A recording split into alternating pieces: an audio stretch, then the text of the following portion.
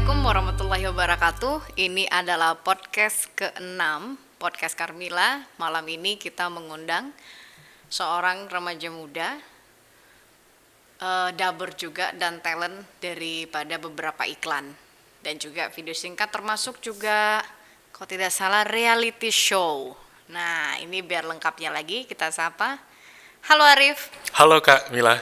Waduh, keren banget suaranya nih. Bisa nyanyi? Nyanyinya dikit-dikit sih. Iya. Banyak juga boleh.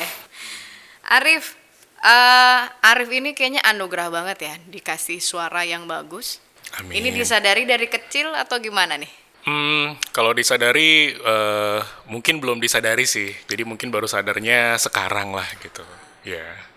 Berarti ini kalau nggak salah tadi kita kok cerita umur-umur dikit ya, udah 29 ya. Iya. Berarti udah selesai sekolah di Sumber waktu itu. Di Sumber. Unan. Iya. Di Unan, Iya. jurusan? Jurusan sastra Inggris Kak. Oh, sastra Inggris. Iya. Oh, pantesan. Di mana-mana jadi guru les bahasa Inggris. Iya, betul. Berarti ada jadi guru les bahasa Inggris kurang lebih berapa tadi skor daripada TOEFL-nya? Terakhir dulu 520 Kak. 520. Berarti kalau bisa suara ini berarti bisa in English dong. Ya, Mungkin biar kita little bit. mulai boleh deh coba gimana kalau dalam Englishnya Alright, ngisi suara. boleh. Okay, ladies and gentlemen, now we are in podcast Carmila with Carmila, and we are presenting to you the most valuable value from this podcast is that's about information and also education. So I hope this may inspire you and enlighten you to get you inspired. Let's get inspired from inspiring woman ya. Betul banget. Arif, kalau kita menjadi seorang kalau kita bilang dubber ya, pengisi suara itu ada khas yang standar-standar yang harus kita ikutin nggak gitu? Selain suaranya yang punya keunikan. Betul. Jadi kalau kita misalnya pengen jadi voice over talent gitu, yang paling penting itu sih artikulasi. Jadi kalau misalnya kita ngomong, ada baiknya artikulasi kita jelas dulu. Ya. Gitu. Habis itu kita juga bisa ngerasain emosi dari teks yang kita coba nih. Gitu. Jadi kita mau ada teks atau misalnya naskah tuh yang kita tuh pengennya nadanya sedih nih gitu loh. Jadi kita coba resapin, ntar kita coba keluarin gitu. Di di karya kita gitu. Perlu kursus singkat untuk belajar ini? Kalau kursus masing-masing teman-teman pasti ada jalannya gitu loh. Mungkin ada yang otodidak, ada juga yang mungkin perlu pelatihan gitu loh. Jadi ya masing-masing ada jalannya sih Kak. Udah berapa lama Arif nih jadi voice over talent? Iya, voice Iya. over talent ini. Kalau untuk profesionalnya sekitar ya awal tahun ini sih Kak, masih masih bertumbuh lah gitu. Masih bertumbuh ya. Paling sulit itu ngisi suara apa? Yang paling sulit itu sebenarnya ngisi suara yang kita tuh harus ada emosi di dalam situ gitu loh.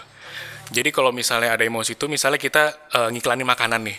Jadi kalau misalnya makanan tuh harus enak gitu kan. Gimana caranya supaya kita tuh makanan ini kita ngerasain enaknya juga, baru habis itu kita coba tuangin di karya itu gitu. Atau di iklan itu gitu. Iya. Bisa contohin yang sulit tadi? Atau kita coba yang di sini deh. Iya, boleh. Nah, misalnya Madu Riau misalnya. Iya, contoh. Madu Riau, madu terbaik Riau 100% natural. Iya. Oke. Madu Riau dengan bahan alami 100% natural. Madu asli Riau dari lebah pilihan dan madu berkualitas. Langsung mau pengen beli nih ya. Amin. Keren. Berarti kalau misalnya jadi voice of talent nggak harus UMKM, juga pasti perusahaan-perusahaan besar ya. Ya kurang lebih gitu Kak. Kalau jadi voice of talent ini lumayan nggak income dari voice of talent? Untuk income sendiri tergantung kitanya juga, mungkin jam terbang kita juga gitu kan. Tapi ya cukup lah, seenggaknya untuk merintis ada gitu loh. Gitu Kak. Berarti nggak ada standar, itu sesuai daripada lobby ataupun nego kita dengan ini ya. Ada sih sebenarnya, tapi Ada mungkin standar. itu kalau kita sudah sampai ke level yang lebih profesional, biasanya kalau untuk talent itu dia punya rate harga sendiri biasanya. Tapi itu untuk nanti yang udah besar atau profesional atau apa, biasanya dia sudah punya value yang bisa ditawarin ke orangnya gitu. Kalau pemula berapanya biasanya itu? Kalau pemula itu bisa macam-macam Kak. Bisa mulai dari 150 misalnya. Bisa mungkin naik lebih tinggi gitu. 150 apa nih? 150.000 Heeh. Per project itu. oke, per produk. Iya. Heeh. Per project itu misalnya bisa 150.000, mungkin tergantung talent dia bagaimana atau bagaimana value dari apa namanya project itu juga mungkin bisa lebih tinggi lagi gitu, tergantung apa yang kita tawarin juga. Kalau lebih profesional itu di mana lihatnya kemampuannya? Kalau misalnya ke saya pribadi atau Boleh dari pribadi atau mungkin yang lain. Kenapa kok bisa dia lebih dapat tinggi gitu ininya? lebih ke jam terbang sih Kak. Kalau misal dari Jakarta itu kan banyak banget tuh orang-orang atau voice over talent yang udah apa namanya naik ke permukaan dah gitu. Mereka bikin konten di YouTube atau misalnya mereka bikin konten di IG atau di TikTok. Itu ada nama-nama besar yang sebagian besar di Jakarta. Yang nama-nama besar itu sudah bikin konten sendiri, bahkan mereka sudah bikin branding sendiri sama namanya gitu. Nah itu ada beberapa nama sih gitu, laki-laki perempuan ada. Iya. Tapi kalau misalnya kita harus orang punya ini atau bisa kita bentuk mereka supaya bisa jadi voice of talent?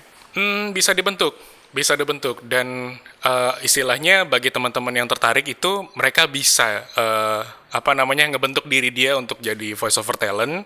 Yang penting mereka mengenali suara mereka gitu, dan kebetulan di Pekanbaru saya punya impian gitu dengan sahabat saya untuk membuat sebuah komunitas dubber di Pekanbaru. Jadi karena apa namanya teman-teman di Pekanbaru ini kan masih belum terlalu familiar lah dengan komunitas dubbing atau misalnya voice over dunia voice over gitu. Sementara saya dan sahabat saya juga menilai, wah banyak nih teman-teman yang tertarik gitu loh. Gimana kalau kita buat apa namanya sebuah komunitas voice over talent gitu. Saya sama sahabat saya Reza namanya. Sekarang berarti dalam bikin komunitas ya? Berarti komunitas ini nggak ada, sebelumnya belum ada dong? Sejauh ini yang saya tahu belum. Belum ada ya? Iya, setahu saya belum sih. Berarti kalau misalnya jadi dubber ataupun voice over talent ini menjanjikan nggak kalau misalnya kita fokus ataupun profesional di bidang ini? Menjanjikan Kak? Menjanjikan, karena kalau misalnya kita jadi voice over talent itu kan cakupannya luas banget nih. Jadi bisa jadi di iklan atau misalnya di film atau misalnya di apa ya acara tertentu gitu kan, atau bisa juga buat company profile gitu. Jadi kliennya bisa dari mana aja gitu. Kalau beda dubber dulu sama sekarang, ada nggak cara gayanya yang agak lebih signifikan bedanya? Ada Apa? sih, kalau yang saya lihat, kalau misalnya teman-teman atau senior-senior dubber atau voice over yang dulu, misalnya untuk iklan gitu kan, kebanyakan kan suaranya tuh berat, berwibawa gitu-gitu kan. Kalau sekarang itu macam-macam gitu, bahasanya juga macam-macam. Jadi nggak harus bahasa formal terus, tapi juga ada bahasa-bahasa yang gaul deh gitu, yang kita apa ya anak muda tahu deh gitu.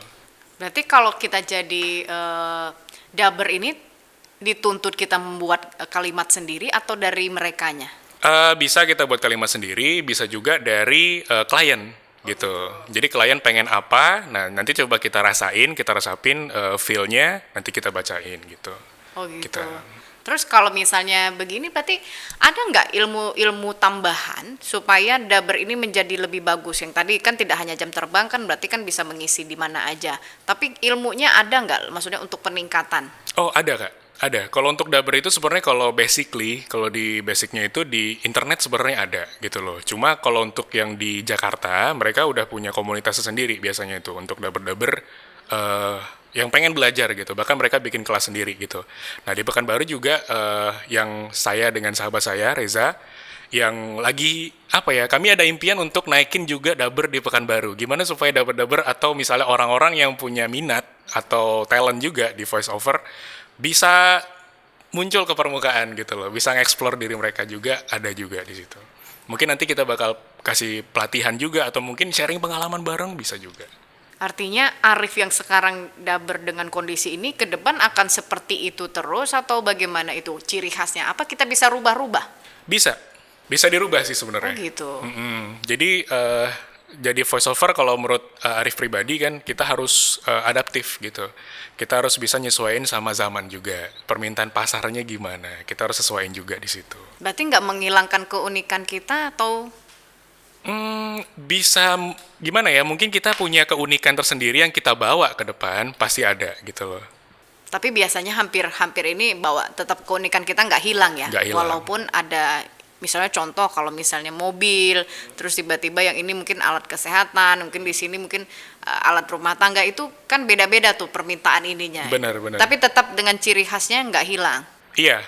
Bisa nggak kalau misalnya saya ingin mencoba perbedaan? Kalau misalnya dulu pernah apa tuh yang paling wow lah kalau kita bilang mengisi? Kalau dulu pernah saya ngisi company profile sebuah perusahaan minyak nasional yang apa namanya dia mempromosikan gitu loh. Untuk internalnya juga ada. Itu kita harus membaca narasi. Begitu juga ada juga saya pernah ngisi itu ada sebuah video project untuk mempromosikan Riau gitu dan itu intonasinya volumenya itu beda banget gitu loh.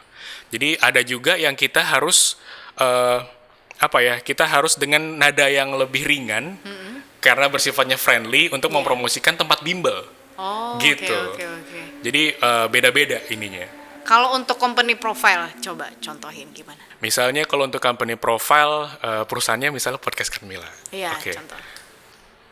Podcast Karmila berdiri di tahun 1991 misalnya gitu.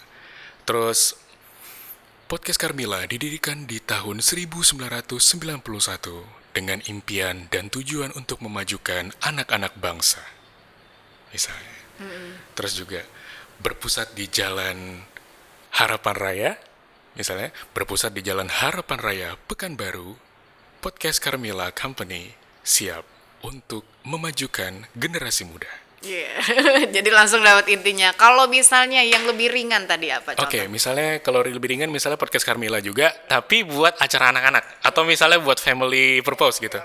Podcast Karmila, jangan lupa Podcast Karmila bertujuan untuk memajukan anak-anak bangsa dan Podcast Karmila juga menawarkan program-program menarik untuk Anda semua agar dapat maju bersama-sama, semua demi anak Indonesia. Oh iya, lucu. Seru-seru, berarti artinya dengan satu ini tergantung kita ya mau ambil nuansa ataupun suasana seperti apa, tinggal di set aja gitu. Iya, betul Kak. Seru-seru juga ya. Kalau tadi udah menyampaikan yang paling sulit, kalau ke depan ini, nextnya apa pengennya supaya Voice of Talent ini fokus menjadi karir yang bisa kalau kita bilang bisa diandalkan, karena kan juga pasti kan tadi Arif juga menyampaikan itu kelihatan sekali nyaman memang seperti di profesi ini. Ke depan apa next planningnya? Kalau next planning yang Arif tadi sampaikan juga ada impian untuk bikin komunitas nih buat Ya, teman-teman oke. yang tertarik tentang dunia podcast atau mungkin pengen ngejar mimpi sama-sama, kita tumbuh bareng-bareng. Ada komunitasnya yang sekarang lagi dibangun lah gitu, lagi dirintis. Dan kalau Arif berharap sih kalau untuk Pekanbaru, karena kalau kita lihat di kota-kota besar kayak Jakarta gitu, mereka udah punya basis sendiri gitu loh. Orang-orang udah banyak yang belajar, bahkan udah ada yang ngonten gitu kan, bikin di YouTube atau di TikTok atau misalnya di Instagram, mereka udah punya pasarnya sendiri. Gimana kalau di daerah seperti Pekanbaru, orang-orang mulai sadar sama voice over dan mungkin company-company lebih banyak yang lebih tertarik sama dunia voice over gitu loh. Jadi voice over bukan hanya sebagai seni untuk seni untuk berbicara gitu, tapi juga seni untuk menaikkan value dari produk-produk yang kita jual gitu untuk Iya. company-company-nya juga. Bener juga tuh, Rif. Kadang-kadang kan kalau misalnya kita ngeliatin begini aja nggak menarik, tapi kalau misalnya ada voice over bisa menceritakan ini produknya seperti apa, manfaatnya seperti apa, tapi kalau dengan nada ataupun intonasinya menarik pasti jadi lebih orang langsung tertarik gitu ya. Jadi bukan cuma ngelihat tapi juga ngiler dari kupingnya Iya, juga bener gitu. juga itu. Tapi pernah nggak ada gagal menjadi voice over? Kalau gagal dulu pernah sih. Jadi gagalnya itu dalam artian kayak saya nggak sesuai dengan apa yang dimau sama klien gitu loh. Jadi paling tuh lebih ke revisi sih gitu loh. Ada revisi yang berulang-ulang. Misalnya klien, oh aku nggak puas nih, mungkin teksnya kurang gitu. Waktu itu soalnya pernah waktu itu mentranslate untuk bahasa Inggris juga. Iya. Jadi klien memberikan bahasa Indonesia, kita translate dan kita coba voice over kan dengan bahasa Inggris itu. Tapi ada klien yang kurang puas, jadi beberapa kali retake gitu loh. Jadi kita juga harus adaptif juga sih sama permintaan itu dan kita tentu harus tetap kerjakan gitu. Oh, berarti artinya project itu tetap terus berjalan, cuman bedanya berkali-kali take gitu ya? Iya. Oh, di situ aja itunya. Berarti artinya bukan berarti di skip, diganti gitu ya? Nggak boleh. Udah tuh Harus sedih banget kalau profesional. diganti. Iya. Oke Arif, berarti terima kasih ya. Ini juga jenis profesi yang berbeda untuk anak muda karena kita tahu voice over ini nggak terlalu banyak yang mendalami untuk profesi ini. Ini jadi teman-teman memang kalau kita sudah dikasih gift, tentu bagaimana kita bisa melihat kemampuan dan kesempatan itu supaya bisa memberikan keuntungan kita di dalam kehidupan. Hadiah dari Allah tidak selalu terbungkus dengan indah. Terkadang Allah membungkus hadiah itu dengan masalah yang kita anggap tak bisa melewatinya. Tetapi percayalah, di dalam itu terdapat berbagai berkah yang kita sendiri tak bisa mendukanya. Terima kasih. Wassalamualaikum warahmatullahi wabarakatuh.